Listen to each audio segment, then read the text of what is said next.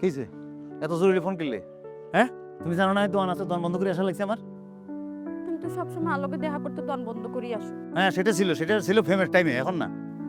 অহন কি ফেম শেষ হয়ে গেছিনি? আমি কি বলছি শেষ হয়ে গেছে? ফ্রেম কি শেষ হনের জিনিস? আপাতত ফ্রেমের দোয়ান বন্ধ করে রাখছি, দরকার হলে হরে আবার চালু করুম, শেষ। কবে করবা? ওই পর্যন্ত আমি তো আল্লাহ অপেক্ষা করি। ও মা, কার মুখ দিয়ে কি শুনতেছি এটি? গাদা কোন সময় হানি খায় জানো নি? গোলা করি হানি খায়। তুমি আরে এত অপমান করলে, আর লেগে খারাপ ব্যবহার করলে, আর বাপ গেল তারা অপমান করে বাড়ি তুমি বাইর করে দিলে, তখন কিল্লে করছে কি? আমি তো যা করছি রাগের মাথায় করছি। আমি মন থেকে তো কিছু কই না। খুব ভালো করছো। অনায় কি কই তোরে বালা তুনুকে হলো দেখি বিয়ে করে হালাইতো আর দাবাত দিও, ভালো দেখে একটা গিফট নি যাবো তোর আর তোর দামারে দোয়া করে দিব যাতে সুখের সংসারে তঙ্গ। তুমি আর ভুল হয়ে গেছে, আর তুই ক্ষমা করে দাও না। প্রশ্নই আসে না। তুই আর আব্বারে এত অপমান দিয়ে কথা কইছো আজ দরকার তোমার আব্বার কাছে ক্ষমা আছে, হে তোমার ফাদুরি বই থাকিও। কিলে? কেলাই আবার ক্ষমা সামলাই? প্রশ্নই আসে না। আর বাপ যদি তোমারে ক্ষমা করে আমি তো তোরে ক্ষমা করতাম। কিল্লাই ক্ষমা করতে না কিল্লাই? তার মানে কি তুমি আল্লাহকে এতদিন প্রেমের অভিনয় করছো? কেন প্রেমের অভিনয় করি? তোমার সাথে যা করছি আমি একদম সত্যি করছি। তোমার সাথে যে প্রেম করছি সত্যি প্রেম করছি, কথা যেগুলো বলছি সত্যি বলছি সব।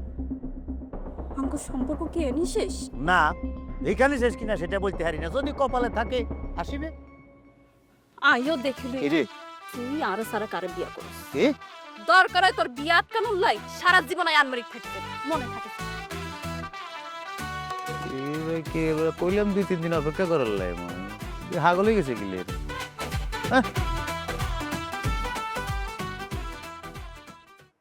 বুঝছো মেম্বার, মা মরা মাইয়া আমার ইতির কষ্ট আর সহ্য হন না, আর বুকটা হাঁটি যাইতেছে। আব্বা আই কোনো কষ্ট নাই, আই ভালো আছি। আমি শুধু শুধু আরলে তো চিন্তা করতেছেন। এই তুই চুপ কর, শয়তান। সব কিছু জানি হনি তুই জোশের মতো হুলার লগে প্রেম করছিস কোন আক্ষণে? হ্যাঁ, গ্রামে কি আর কোনো হোলা ছিল না? বেকল গুণানকার। মাস্টার সাহেব, আক্কেলালা মানুষ প্রেম করে না, সব ব্যাক্কেলটাই প্রেম করে। আর প্রেমিকরা সবসময় পাগলই হয়। হ, তুমি তো কইবাই, তুমি তো সে একই গোয়ালের গরু, তুমি তো এই কামই করছো। আচ্ছা, এখন আমার চিন্তা হইতেছে যে খুশি তো বয়স বাড়ি যাচ্ছে, বিয়ে দিতে পারতেছি না, অন্য কোনো ফোলারও তো বিয়ে করতে চাইতেছে না, সবকিছু জানি শুনি। আব্বা আপনি কিন্তু আরলে একদম অতিরিক্ত চিন্তা করতেছেন। আর কলেজ দা আছে তাই হইব। আরে টেনশন কি আয় করি এনে, টেনশন আরে করে। আচ্ছা ভালো কথা মেম্বর, তুই তোমার এলাকার একটা হোলা দেখো না আর খুশি লাই। কি করেছেন মাস্টার সাহেব? অন্য এলাকার পোলার লাগে খুশিরে বিয়ে দিবে, কিন্তু খুশি ভালোবাসে তো জসিমকে। আরে জসিম যদি হিতিরি বিয়ে করতে না চায় তো অন্য হোলার লগে হিতিরি বিয়ে দেওয়া লাগতো না। না, খুশির বিয়ে জসিমউদ্দিনের লগেই হবে। না, কিন্তু আর মনে হয় না যে জসিমের বাপ জসিমের কোনো যৌতুক ছাড়া আর মাইয়ার লগে বিয়ে দিব। আরে যৌতুক চাই, যৌতুক দিবেন। আপনার একটা মাত্র মাইয়া, সবকিছু তো তার। আর তাছাড়া আপনার তো সয় সম্পত্তির কোনো অভাব নাই, ব্যাংক ব্যালেন্স তো মোটামুটি আছে, যৌতুক দিতে অসুবিধা কি? অসম্ভব আব্বা। আর যদি কোনোদিন বিয়াও না হয় তাও তাই যৌতুক দিয়ে বিয়া করতাম না।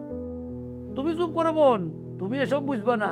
আরে তুমি কি বলতেছো মেম্বার? আমি একজন শিক্ষক মানুষ, যৌতুকের মতন এরকম একটা জঘন্য কাজকে আমি সমর্থন করবো? আরে মাস্টার সাহেব, আপনি খালি জসিমের বাপের কাছে বিয়ের প্রস্তাবটা দিয়ে আইছেন, সিদ্ধান্ত সেই নিব। আব্বা আই কিন্তু বারবার কইতাছি আপনি কিন্তু হেতাগো বাড়িতে যাইবেন না। না না মেম্বার, আমি কোনো ধরনের যৌতুক দিতাম হাইতাম না, আর ওই জসিমের বাপার লগে আমি কোনো কথা কইতাম হাইতাম না। মাস্টার সাহেব, যৌতুকের পক্ষে তো আমিও না। আপনি খালি একবার প্রস্তাবটা দিয়ে দেখেন পেঁয়াজ কিভাবে লাগে।